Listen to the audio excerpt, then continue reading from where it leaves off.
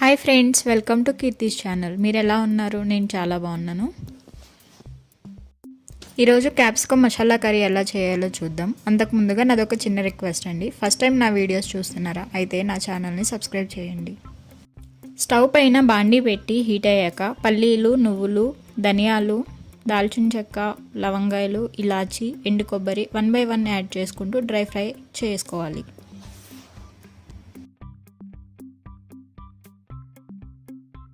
ఆ మిశ్రమాన్ని ఫైన్గా గ్రైండ్ చేయాలి. ఇంకో ప్యాన్ తీసుకుని దాంట్లో ఆయిల్ యాడ్ చేసుకుని 200 grams క్యాప్సికమ్ పీసెస్ని యాడ్ చేసి ఫ్రై చేసుకోవాలి.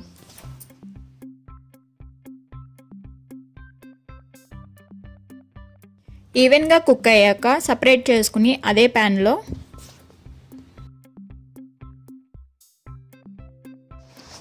ఒక స్పూన్ జీలకర్ర, కరివేపాకు, చాప్డ్ ఆనియన్స్, పచ్చిమిర్చి యాడ్ చేసుకుని ఈవెన్గా ఫ్రై చేసుకోవాలి.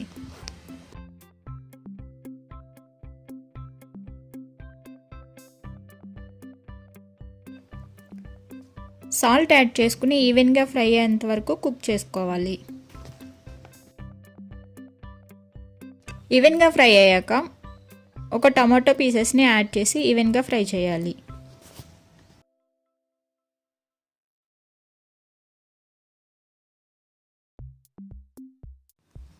మనం ముందుగా ఫ్రై చేసుకున్న క్యాప్సికమ్ పీసెస్ని యాడ్ చేసి 2 minutes మగ్గనివ్వాలి.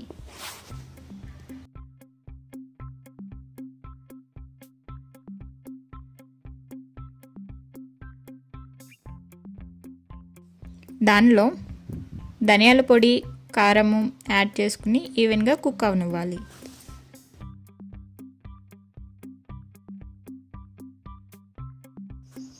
మనం ముందుగా గ్రైండ్ చేసుకున్న మసాలా పౌడర్ని యాడ్ చేసి ఈవెన్గా మిక్స్ అయ్యేటట్టుగా కలుపుకోవాలి.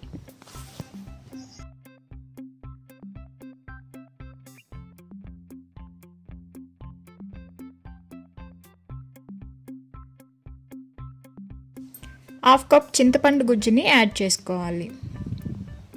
ఈవెన్గా మిక్స్ అయిన తర్వాత 1 cup వాటర్ని యాడ్ చేసుకుని ఈవెన్గా కుక్ అవనివ్వాలి.